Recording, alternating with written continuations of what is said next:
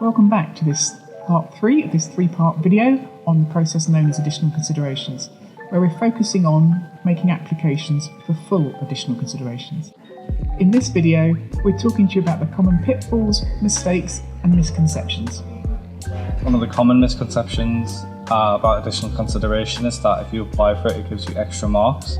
It doesn't, no matter how close you are to the pass mark. And it won't increase your overall grades either. You can't apply at any time, you have to apply within the deadline as explained in our previous videos.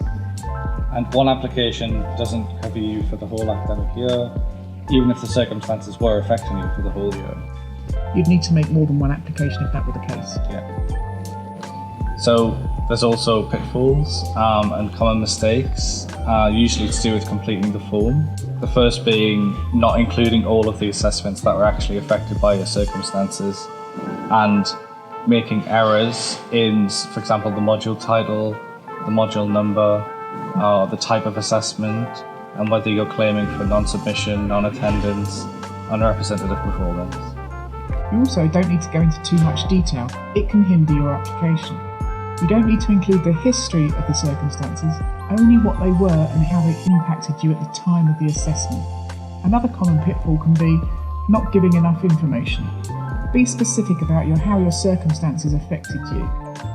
Not including the time period you were affected, so the form asks you what period of time were you affected. If you don't complete that, it's not as clear to the person reviewing the form. And including the right supporting documents to go with your form. Don't include photos. Please include original emails only or PDFs of documents. If your claim is late, not explaining why the application is late, and don't say that you didn't know about it, it won't work. You need to have a reason for why it's late. Another thing you need to do is make sure you include your exam board results if you're making an application for late additional considerations.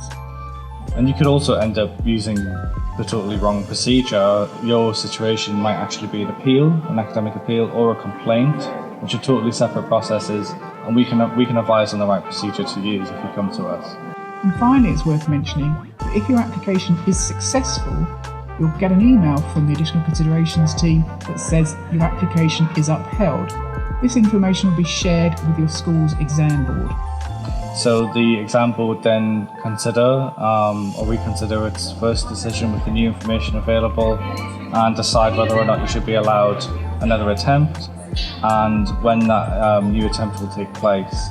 And this decision will be based on your overall academic profile.